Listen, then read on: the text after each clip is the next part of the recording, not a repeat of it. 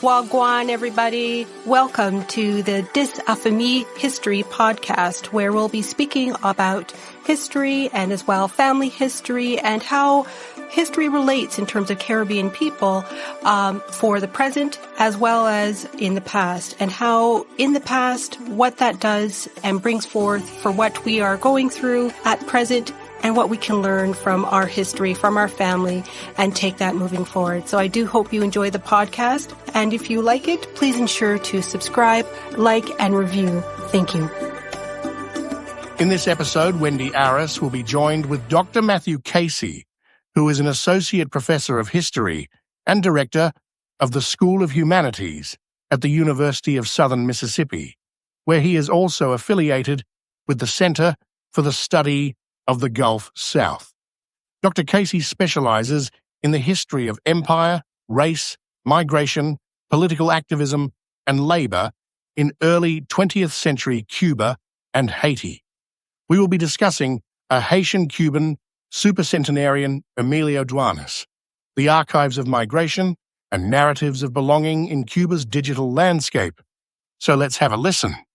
For Professor Casey for coming on to the podcast, Dis-a-Famille History, and to discuss your paper that you sent to me. I really enjoyed it, and it was really part of the narrative of when you are researching a family tree, that the oral history sometimes may not completely match with the actual documentation, but that's what we're going to be discussing today on this Supercentenarian Emilio Duanes, the archives of migration and narratives of belonging in Cuba's digital landscape.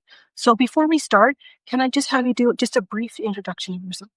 Yeah, and thank you so much for having me. My name is Matthew Casey. I'm an associate professor of history and also the director of the School of Humanities at the University of Southern Mississippi. I did publish a book 7 or 8 years ago called Empire's Guest Workers, and it is a full-length study of the experiences of Haitians who traveled to Cuba in the early 20th century. And this paper was a sequel to that, and I think that's what we're going to talk about today. So, yeah, and thank you again for having me. No, thank you, Professor Casey. And so we'll start, and then who was Emilio Duanes, and what makes his story significant in the history of Haitian migration to Cuba?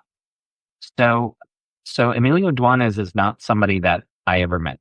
And what happened is that in the year 2021, there was a news story that was kind of making the rounds on social media. It was in some of the Cuban research sites, and it was about this individual who people said died at the age of 120 in Cuba.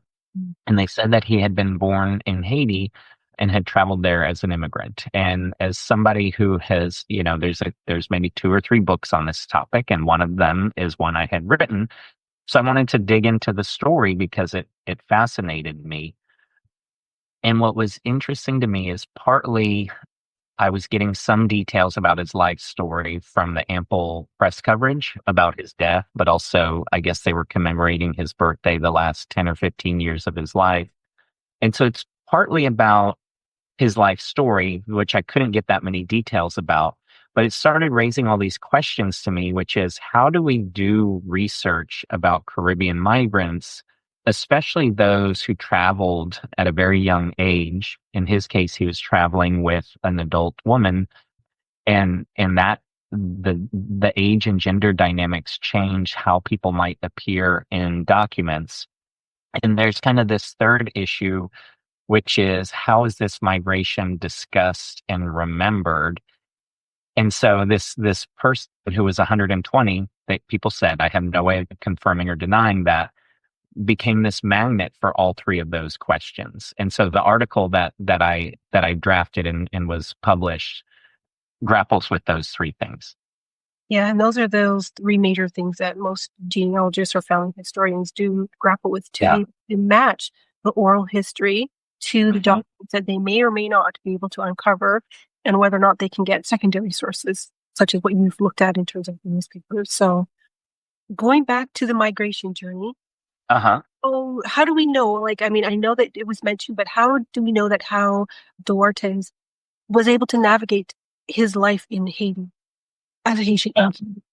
In Cuba. So So one of the challenges for me Mhm. is that almost every single news article about him, this is both after his death, but also in the kind of annual birthday commemorations about his life, is there were very few details shared about him other than the year of his birth, the year of his arrival in Cuba. But what was fascinating to me is the details that did exist. They all fit the kind of there was circumstantial evidence to back up his claims of old age, in the sense that he said that he, arrived with an adult aunt, that he then worked in the sugar industry as well as the coffee industry, that when his caretaker passed away at some point in his life, he was taken in by Cubans and moved around within Eastern Cuba for decades. And all of that is a perfect description of the things that we know that Haitian migrants experience. Many of them were recruited by sugar companies, but for a lot of different reasons. They also worked in Cuba's coffee industry. And in fact, the large influx of Haitians who had skills harvesting and cultivating coffee actually helped kind of increase Cuban coffee production in the early 20th century. And so all of the details that we do have about him in many ways check out what we now. All that stuff was also true 10, 15, 20 years later. What we don't have, though, necessarily is evidence of it, documentary evidence. But we also know, as historians, as genealogists, as anybody who cares about the past, there are many things that happen for which we don't have documents. And I think, Wendy, you and I are going to talk about that later today. Yeah, definitely. So, but before we do, I just wanted to get to what you said in terms of what to help us understand in terms of, I guess, the broader themes of his, migration, Of course. displacement, and of course, in his life in Cuba. Because again, what's the most important thing is the non-record type of thing. Mhm. Yeah. And so if you'd like, I can talk just briefly about the Haitian migration to Cuba, kind of the broader waves. So before Duanes had ever, been the subject of a news article, if you read a book about the history of Cuba or the history of Haiti, you're going to see two very big, well-known migratory movements of people from the island that we now call Haiti to Cuba. The first one occurred during the Haitian Revolution. So at the end of the 18th century in the early 19th century. So like 1791 to 1804, something like 20,000 people left the colony of Saint-Domingue, which is what the French colonies named before Haiti, and went to Eastern Cuba. Now, in many ways, this was tragic for the enslaved people brought from Saint-Domingue to Cuba, because instead of getting the freedom that enslaved people received in Saint-Domingue starting in the 1790s, they would remain in slavery in Cuba.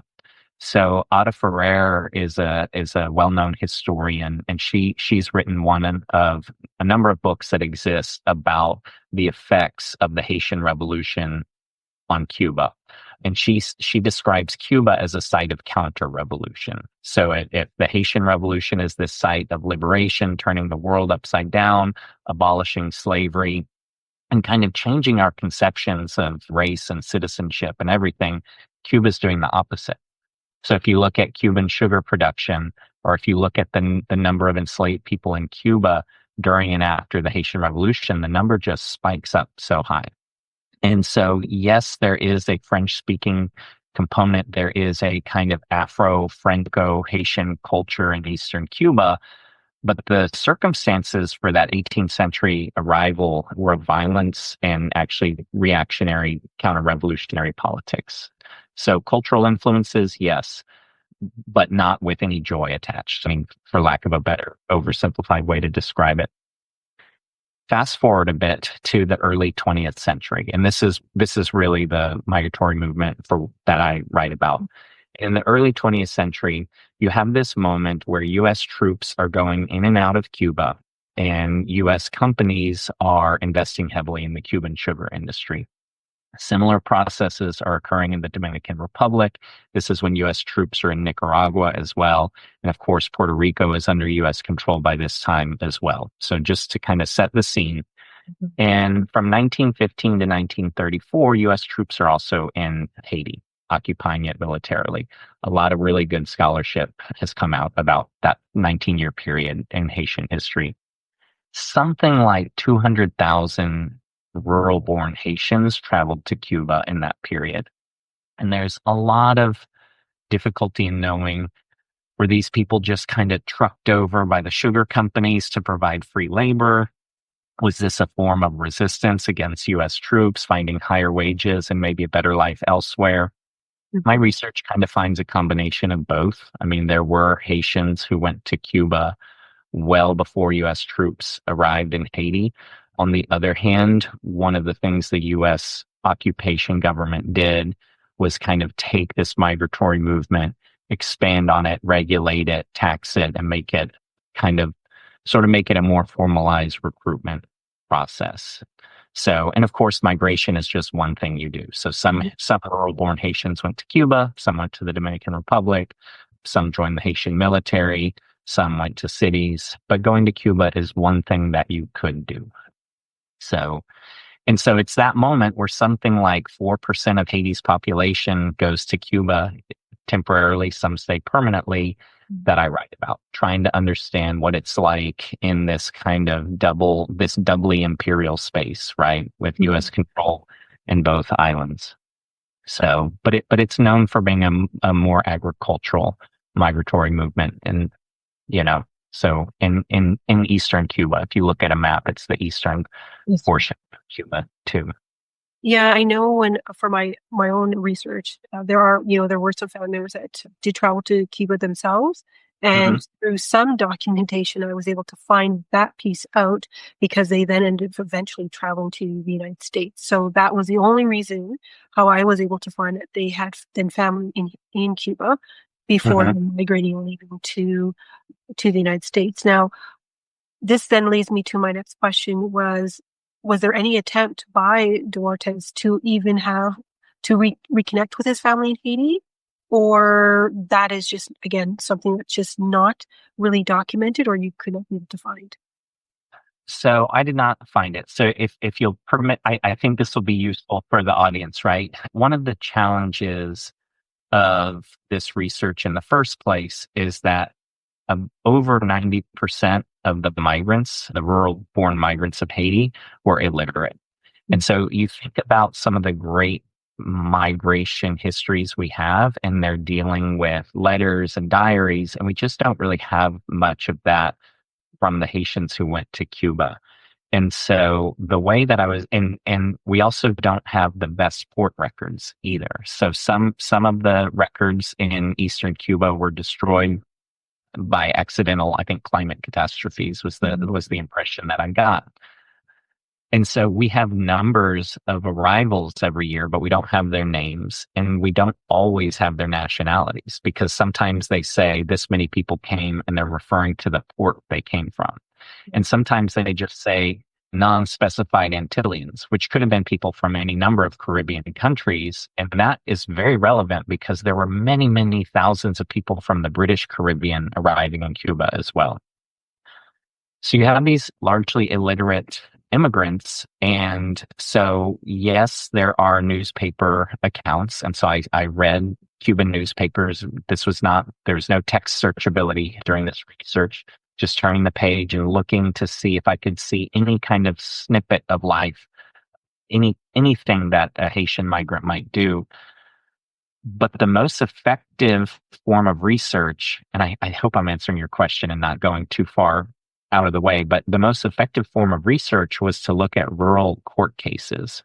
That was one of them.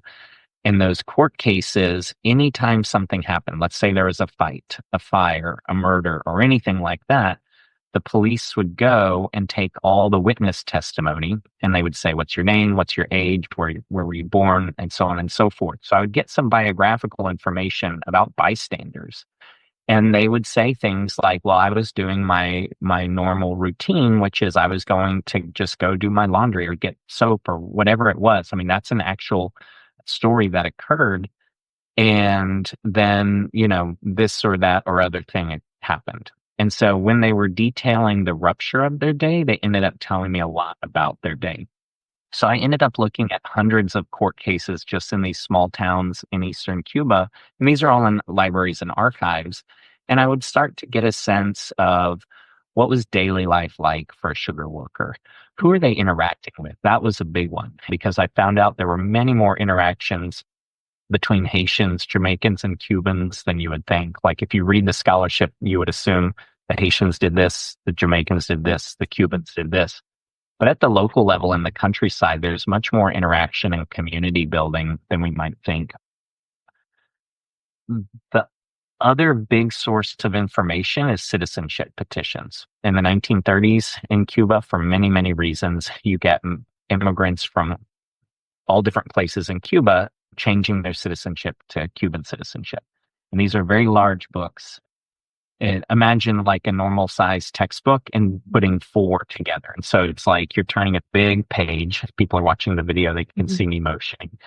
And it's just, this person requests Cuban citizenship. They were born on this date. They arrived on this ship. And they give a lot of biographical information, sometimes even about a household. And I was able to figure out where migrants came from, what year they were arrived, how old they were, which port they came in, where they live now. And I was able to get a lot of good biographical information for a few hundred people, which is a lot, but it's nowhere near 200,000.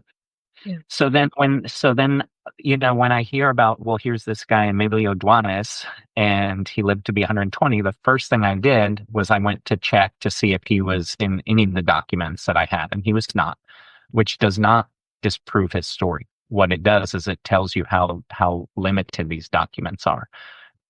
And so I don't know that he ever attempted to return back to Haiti.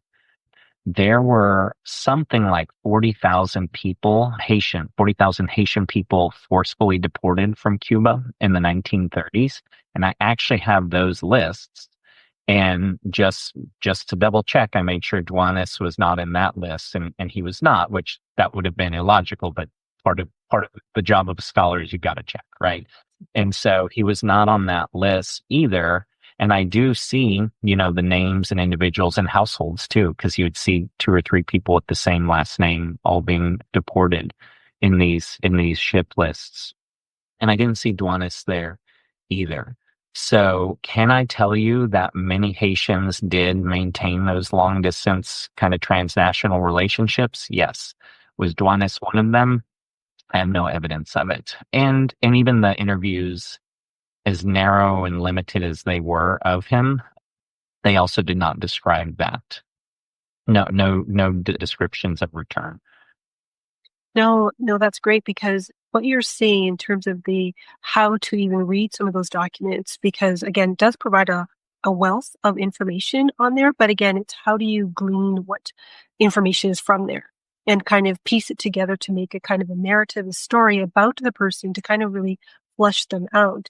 And it's unfortunate that there wasn't any other documentation of Emilio, but would you say, based on, because it's all oral, it's all pretty much mostly from what your research was from the newspapers and some of these court documentation, was there anything else to provide any concreteness to this story? About Duanes' story? Yeah. Or, no, and in some ways that's the frustrating part. And so actually that question sort of transitions us into what occurred after the Cuban Revolution. Because so just very quickly, you have really 5-6 decades of US dominance of Cuban politics and its economy.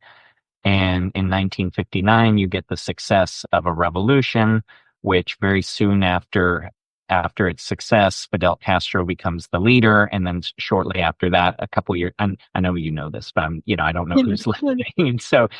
And then, Fidel Castro comes in and declares Cuba to be a socialist state, and the relationship with the United States deteriorates. And in fact, it was deteriorating even before that time. And so one of the things that the socialist government did was it provided Social Security to all citizens. And this was the very early years of the revolution. And a few years after that, they made sure that those benefits also extended to everyone on the island, even if they did not have any kinds of documents. And this was important for sure for immigrants like Duanes or anybody else. Now, but that also would have extended to Cubans, right? I mean, Eastern Cuba was a place where, yes, there were efforts to make sure people had ID cards. I mean, Batista, before Castro, wanted all immigrants to sort of have some kinds of identification. But you have many undocumented people born in a lot of different places in Eastern Cuba. And so part of this new law from, I think, the early 60s, part of it was, yes, to extend citizenship. But if you think of the state's role as to govern and count and tax and do all those things, then, that's part of what a state would do in the 20th century, is make sure they knew who people were and provide documentation. So it's partly for governance and partly for citizenship. And so I was trying to imagine a situation where somebody was born in Haiti or even in Cuba, and they are asked how old they are, and they would provide a number and, their best estimate, and it may be accurate or maybe not. And that's even without people trying to purposely change their age. And that's a whole separate question that we don't know. And just knowing how humans work, some probably did, some didn't, right? I mean, that's what they say. And so my guess is that Duanes's age was first established in a state archive and a state document, probably in the early 1960s. Oh. And that's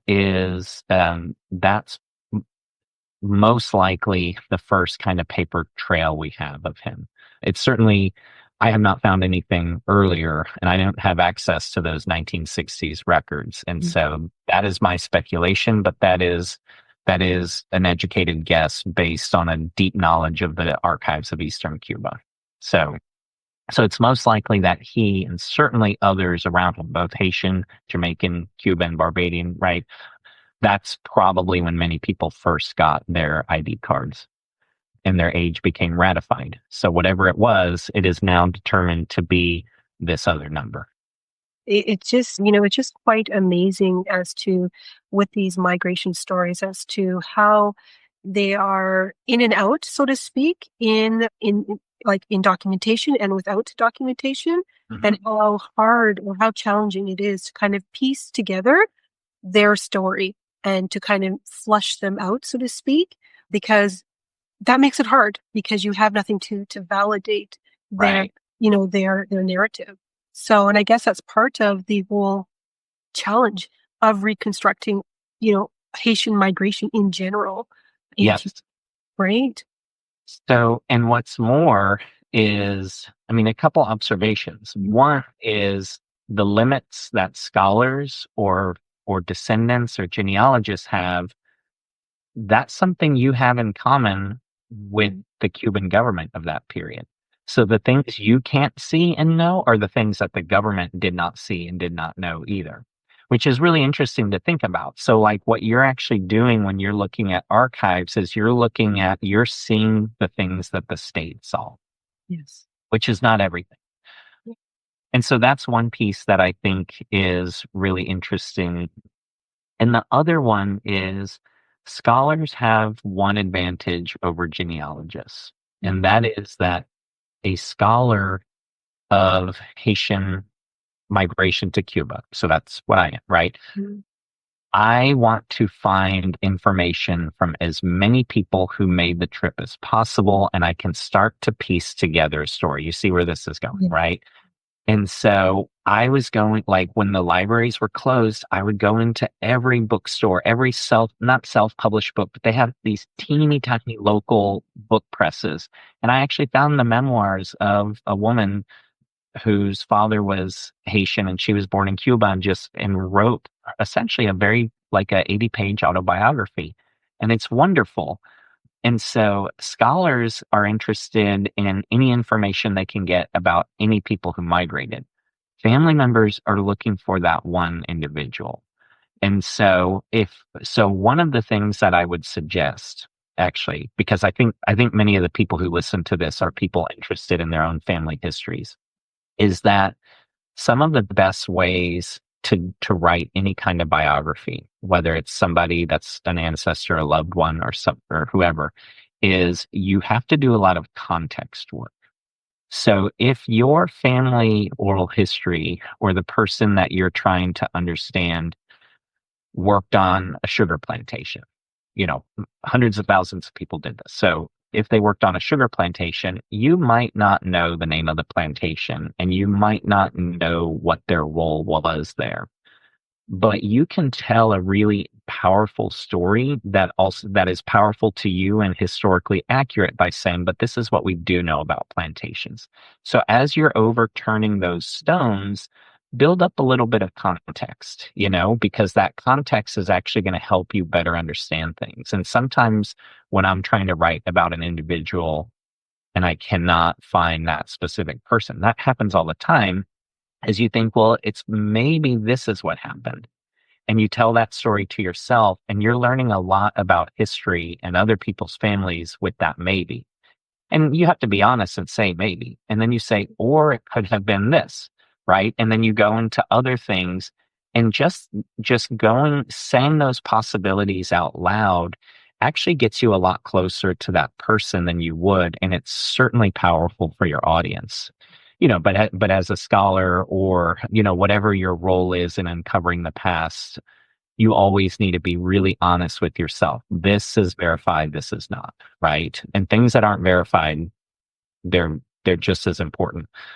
But but you need to make that distinction when you're telling your story and you're thinking about things, Yeah, yeah. No, definitely. I mean, what you said in regards to the fact of being able to look at other items, because of course, with a lot of family historians or genealogists, is mostly, concentrating on birth, death, and marriage records. That is not always Right. going to be the case, and it's not always going to be available. So then you have to be open to look at other documentation. Like you've mentioned, going to the court, local court records to be able to get items, of course, the citizenship, and of course, just being able to look at if there are any shipping records for documentation to that. But it's again, opening up the scope of how you're going to look at it and be very, very broad with Hmm. it. And using, of course, oral stories, because we have to start with that first and foremost Absolutely. before we can start. And I guess in this case, for just in general for the Haitian migration, I guess this fills in, I guess, the archival gaps in this case. Would you say that's correct? Absolutely. And let me give you two examples that I think that will resonate in our conversation. One is that archival gaps exist even when they don't. And what I mean is, especially in the Caribbean, which is a multilingual zone where even state officials they do not all have the same literacy rates as a well-educated person today. And so names are going to be misspelled. If there is a name, let's say there is a Haitian name that is heard or misheard in Cuba, it's going to be written in a totally different way. And so kind of a couple examples that I've seen in the Cuban archives is the name Francois, which, in the kind of proper French spelling would be Franc with that little cedille at the bottom, the little tail, OIS, Francois. In Cuban archives, it's often spelled as FRANSUA, which makes perfect sense. But if you are doing text searches, you are not going to see the Francois you want to see if you're not trying different alternatives. Something even more complicated is, so there was a ship that just kind of moved around in the Caribbean, and it had an English name, the Wanderer. Hmm. So Wanderer, Wanderer. And it took me a little while to realize that some people were spelling that as Juan Dore. So Juan, like the name Juan, and then Dore, which is actually a totally appropriate way. If you hear Wanderer, especially whoever's telling it to you is either going to have a Haitian or a Cuban accent. If they're saying Wanderer, and saying it differently, of course it's going to be Juan Doré, And I've even seen Cuban records where it says the name of this British Caribbean person is what you name. And that's what it's his photograph, and it says what you name, meaning that this person was either and this was a prison record, so they could have been taunting their jailers back, or they could have been asking, what is this person asking me? And then somebody's translating, they're echoing it back, and this jailer, who doesn't really care, they're not here for descendants and historians, they're just there to do their job, writes what you name. And so we'll never fully know that, but that just gives you little glimpses into how complicated these kinds of archival documents are. And so in terms of the oral history, these are really fascinating too, because one of the things I noticed in Cuba is that local scholars, especially those who had published in the 60s and 70s, so they actually had much more access to living migrants, right? Whereas I first got there in 2007. And so really I interacted with some descendants, but original migrants I never met. And obviously Duanes I didn't even know about until I learned of his passing. But so these Cuban scholars writing in the 60s, 70s, and 80s, really the 70s and 80s, are telling stories about Haitians participating in the Communist Party. Mm. And there's a couple ways to interpret that. One is, yeah, they participated, right? I mean, that's always one possibility when you're reading a text. Or you could think, well, this is a Cuban historian writing in a socialist government where obviously if you're going to try to write something praiseworthy, you're going to go back and identify participation in the communist government, in the Communist Party. And so I thought, okay, that's a possibility. So one possibility is they were there. Another possibility is they were maybe there and these people are over exaggerating it for the sake of their own kind of agenda. But then I was a little bit confused because I'm like, I don't really have that many archival sources about Haitians engaging in communism. So I'm like, what explains this disconnect? Mhm. And I found a court case where a Haitian was actually carrying radical leaflets and the police stopped him and he essentially played dumb and just said, I don't know, I was just given these by these other people. And then the police arrested the other people and let the Haitian go. And so what it tells me is even the archival documents have these flaws because we will never know whether that person carrying the leaflets was involved in those radical politics. But if the people writing down the sources, which are often police officers and low-level bureaucrats, if they're writing down the sources and they don't think somebody's participating in this or that, they're not going to write it down. And so I use that disconnect between the Cuban scholars because it was too oversimplified to just be like they're biased, they want to find communists. But but I was a little uncomfortable, and then I realized, of course, so I can explain why we don't see things in the archives, which we might think we could, and then we put those alongside oral histories, and then you start to get a better picture. That it's not that these Cuban scholars are biased. I mean, we all have our own perspectives, Mhm. but they're getting something from conversations that bureaucrats writing the documents, who are cops a lot of times, are not getting. And that actually makes more sense than anything in my mind. So yeah, so you always have to think, how was this archival document born, so to speak? And that's a big piece of it too. It definitely is because just to know where that source came from and how it came Yeah. about is the other thing because it again, and yes, it does provide more of, I guess, as I call it, it just fleshes people out, so to speak, but Mhm. where and why, like you have to question it and you just Mhm. can't just take it as like it's a God source, so to speak. Right. Oh So, yeah, absolutely. you know, and then going on to just back to Emilio, with Cuba and of course the digital landscape, like how did, preserving and sharing stories like Emilio, how did that help that if at all? For me, it was another dimension on things, right? It's so there's a couple different ways to respond to this. Mhm. But one thing I want to be clear, so that I'll say this at the beginning, and I hope to kind of explain it and come back to it at the end. The digital landscape, if you will, right? It's its own kind of archive, has just as many gaps as the traditional paper one.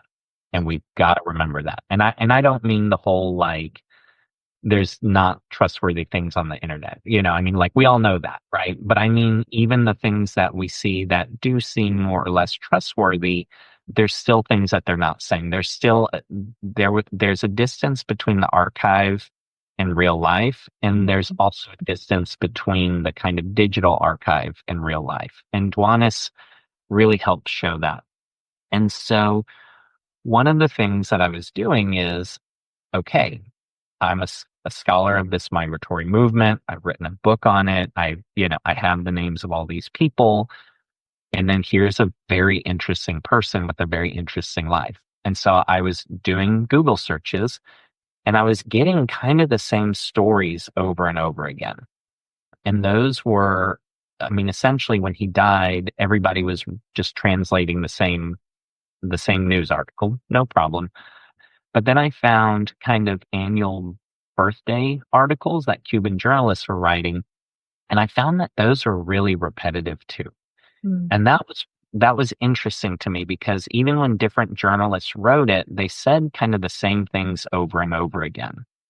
And so it seemed that if this person lived to be 120 years old, and he clearly lived to be very old. So whether or not he's 120, I don't care. Like even if he was only 80 or 90 or 100, that's still a long life, right? And yet of that century of life, we only have 6 stories.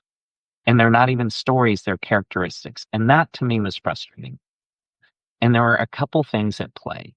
One was that the Cuban journalists were kind of trying to make this Haitian into a Cuban. So if you read the article, I spend some time where a Cuban audience, in order to make this guy interesting, is going to render him Cuban. So they said, oh, he actually knew Fidel and Raul when he grew up because he lived on the same farm that their parents owned and interacted with them.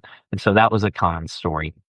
They said he arrived near the place where Jose Marti, who is this like super important Cuban independence leader who died in the 1890s. They said he was near Marti's place of final resting, and so they're just kind of tying him to all of these nationalist moments in Cuban history. So as you read his life, there's almost like this Forrest Gump, if you know that movie, where they're like plugging him into these big moments in Cuban history. And so to get the audience to care about him, first of all, they were just getting rid of any details and just focusing on a few things. And those few things were like hyper Cuban things. And so one of the claims I make in this paper is that in order to be interesting for his Cuban audience, he had to be rendered Cuban. But the only reason we have the story in the first place is because we don't have enough documents to prove it or disprove it.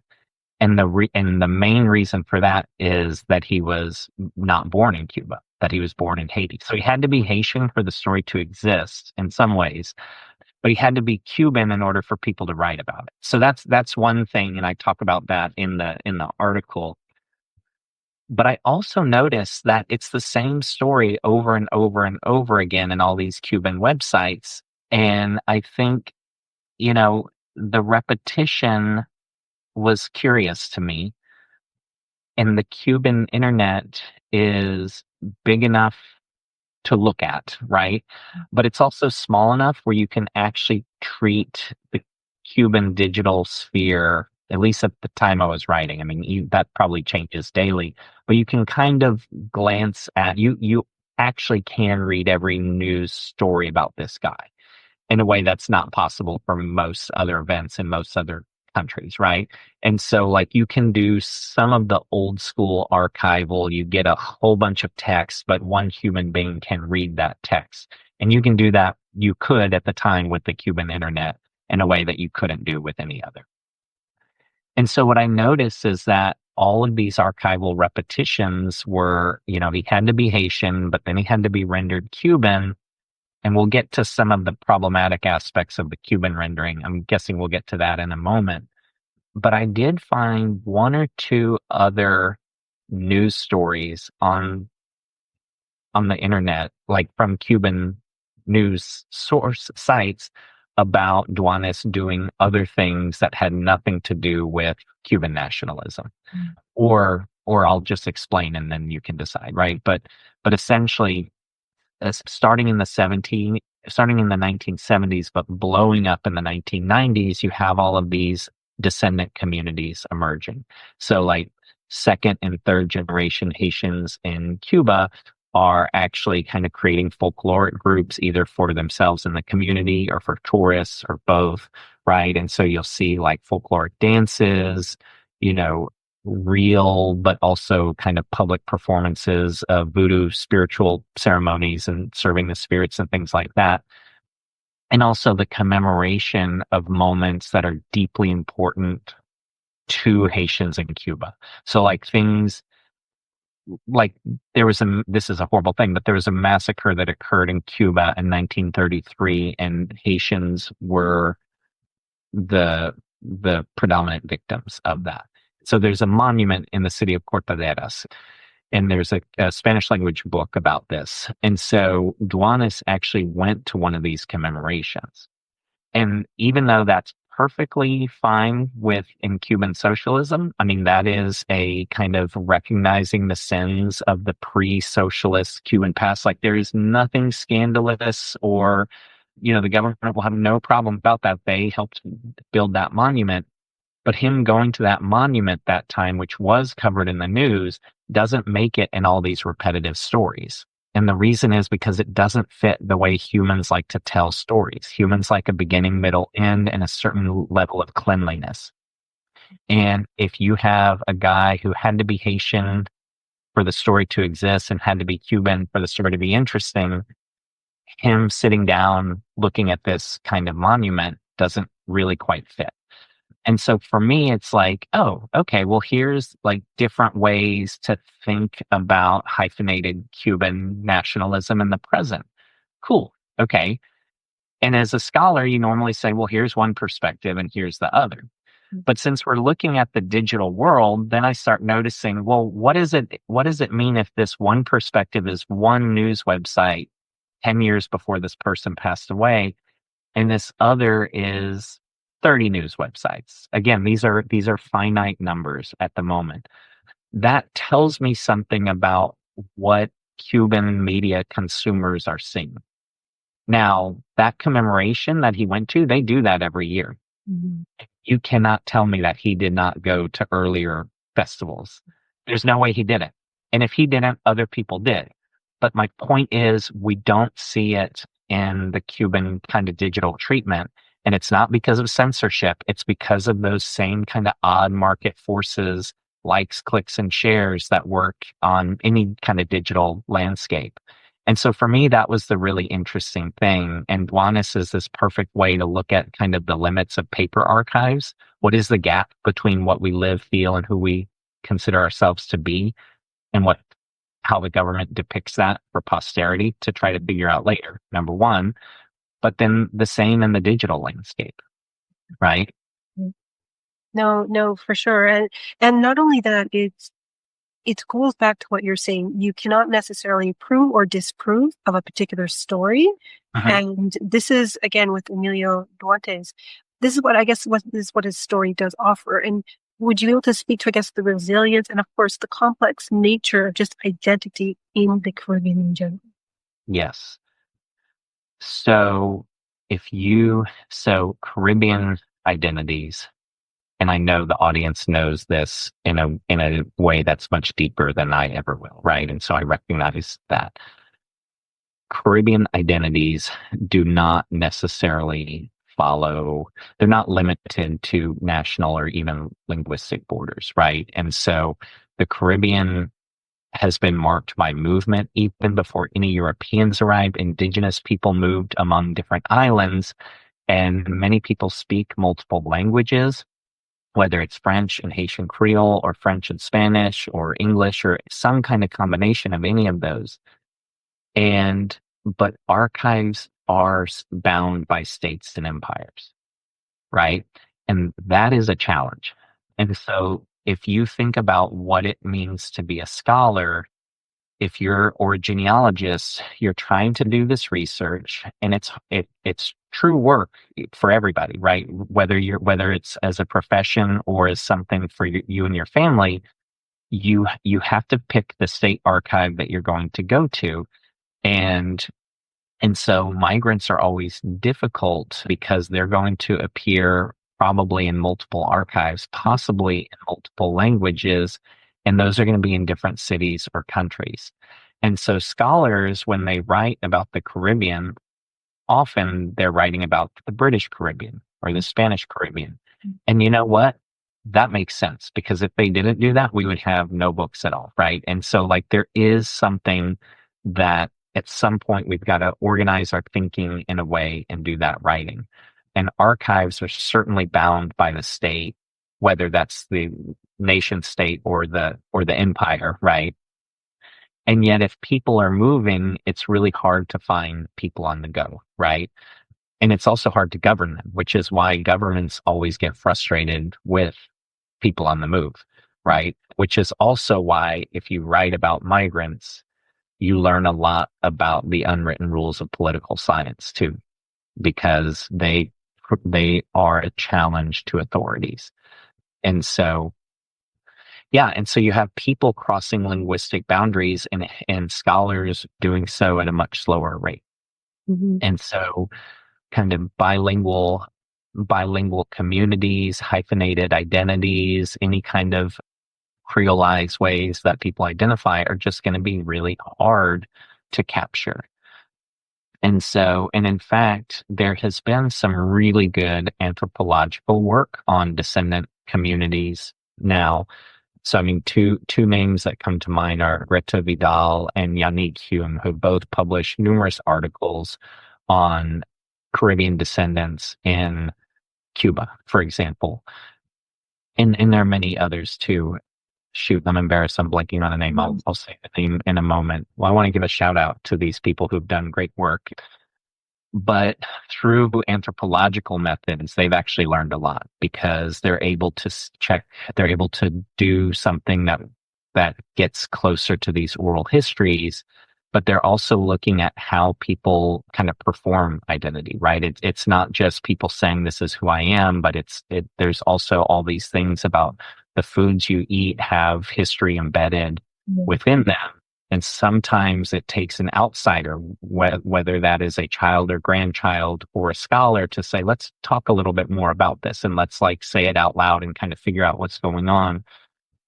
And so anthropological work has been really fascinating about that, and like getting those oral histories, and especially not just identities. There are the identities that people have, as well as how those are kind of performed or projected for the state or for tourists, which is a different thing. And you can do both, and there can be some difference in those things without there being any hypocrisy. That's just, and everybody does this, right? I mean, and so if you are a descendant community performing for a group of tourists who just came off of a cruise ship, it's going to be a little bit different than a kind of much more private religious ceremony or just kind of in a dance or musical event that you're doing when it's just your family or your community. But yeah, the kind of super complex identities in the Caribbean are just so fascinating. And I guess I could talk about some of the limits to those positive aspects. And what I'm referring to is Cuban racism in the present, kind of anti-Blackness. I could talk about that now, or we could get to that in a little bit, but that was something else that kind of reared itself when I was doing research on Duanes too. And so should we go? Let's talk about that. Okay. So the quick kind of historical version is that in people familiar with Cuban history and Cuban scholarship will know this story, but in the 19th century, in Cuba, there is a claim that to be Cuban was to surpass blackness or whiteness or race altogether. And instead, we are all just Cuban. And, that changed over the years, but one of the results is that it became very difficult to speak out against racism in Cuba. Now, people still found very creative ways, both individuals and activist groups found creative ways to kind of highlight moments of racism that continued to persist, even though they're in denial about it. But that was something in the 19th century. It existed in the decades when the US sort of dominated Cuba, and it has remained to this day in the kind of socialist and later time period, right? And so, and essentially, whatever index you choose, you are going to see disparities based on race in Cuba and active and overt forms of racism there. And so that is always what's happening alongside these kind of discourses of it doesn't really exist here. And so there's entire libraries about the interplay between those two things. So thank you so much, Professor Casey, for sharing that, because that is definitely true. You do see that, and that definitely does come through in whether not just only in Cuba, but throughout the Caribbean as well. Absolutely, yes. And so it's that interplay between the kind of nationalism claiming equality and the sort of very real, biases and inequalities and discrimination based on race, based on color, that again, I mean, tons of work has been written about how this functions in the Caribbean. So for Duanes, it was interesting because journalists kind of bent over backwards to make him Cuban, right? Because again, that's what makes the story interesting. Oh, we have to find him in the same geographic place as Jose Marti, even though Marti died before Duanes was born, and all of these other things. And yet there was still this kind of way of talking about Duanes that sort of implied that he's not quite Cuban, right? And so, one of them, I'm trying to think now, I wish I had the essay in front of me. But, sometimes people would say yeah, he has a very Cuban, or, he has a very Cuban way of being. And despite being Haitian, there was always a despite. There's the kind of despite the almost, sometimes they use language that was a little bit patronizing.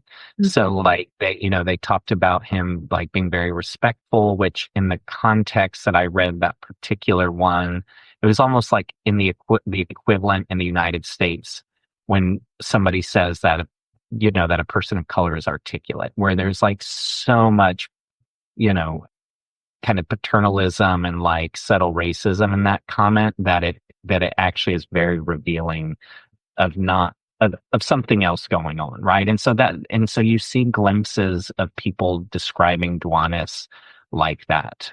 And the respectability politics in Cuba are still there, right? I mean, there's this sense that migrants in some ways have to prove themselves to be good socialists and good hard workers in a way that's kind of assumed for other groups and not there, even though these are, not in the case of Duanes, who was born in Haiti, but, these descendant communities are still facing the racism that all Cubans of African descent receive. But then there's extra kind of comments and jabs about Haitianness and probably even that, well, no, not probably, certainly that Jamaicans experience as well, and other, British Caribbean descendants there.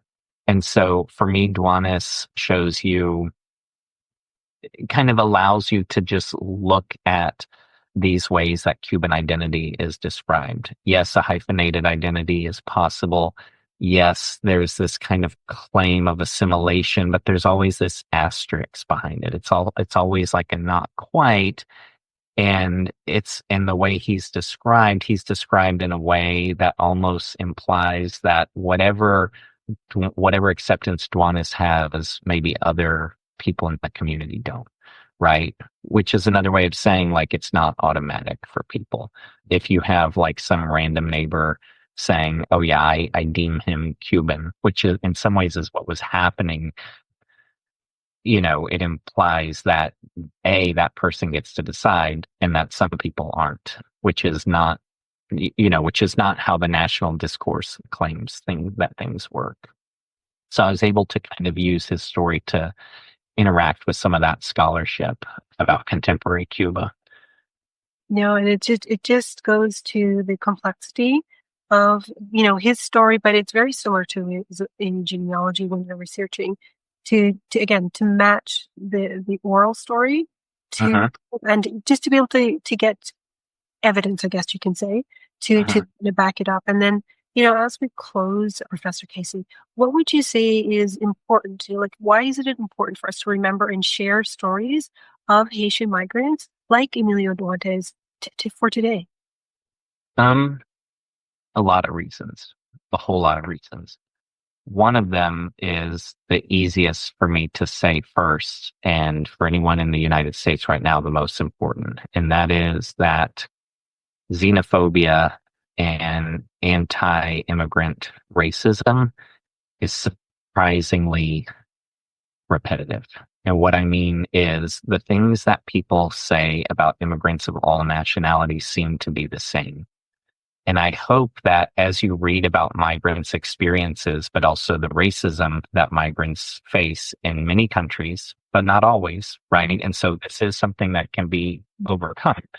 But as you read about that and you realize how repetitive it is, you start to think, okay, maybe that repetition means that it's false. Like if that supposedly applies here, but also here and also here and also here, maybe humans have a certain way of articulating their anti-immigrant beliefs. And so when you read about xenophobia in the past, you can find echoes in the present and hopefully distance yourself from both. And I think that's really powerful, like super powerful, in fact.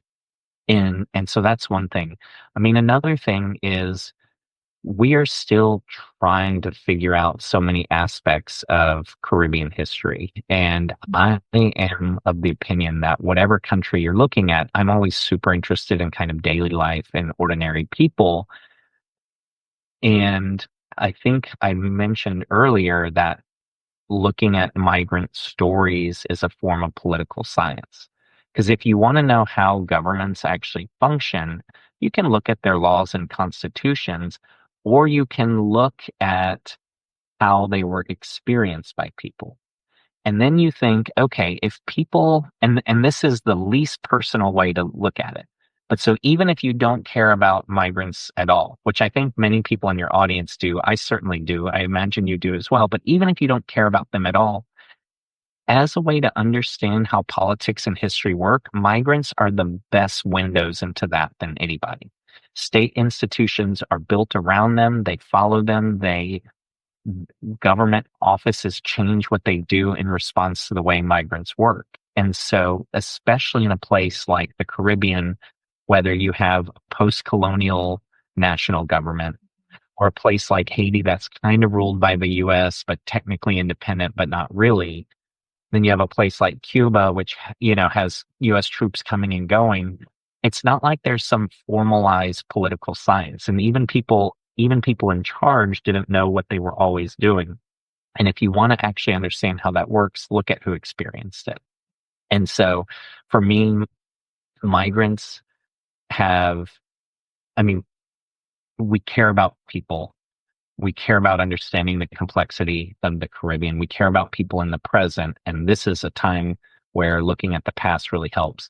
But even if you don't care about all that stuff, and if you're one of those people, I doubt you've made it this far in the podcast. But even if you don't care about all of that stuff, then migrants are the perfect test cases for political science and history in action, right? And that's why they're challenging to write about. It's very difficult if it's your family history, but it's also really rewarding, you know? And so, yeah, so I think that's probably my response to that. No, thank you. Thank you so much for that because it is. I mean, you do follow, like, I mean, for myself, I know I followed their story, followed where they went, where they traveled, and it's quite fascinating. And to know as an example, my grandfather went to the United States and he was able to go there for 6 months and just decide to say, how long, because the immigration officer asked, well, how long you're staying? I'm going to stay for 6 months. And I'm thinking, wow, 6 months, no visa, no, that was before that time, Okay. but fascinating, right?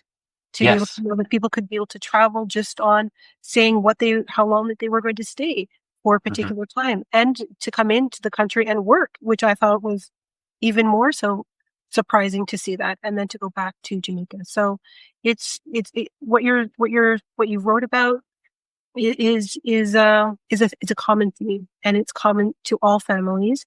It's just that this particular person was for someone that's lived over 100 years. And Yeah, again, it just shows one of the challenges of being able to really, I guess, prove or disprove that particular narrative. So thank you. absolutely. Yes. Thank you.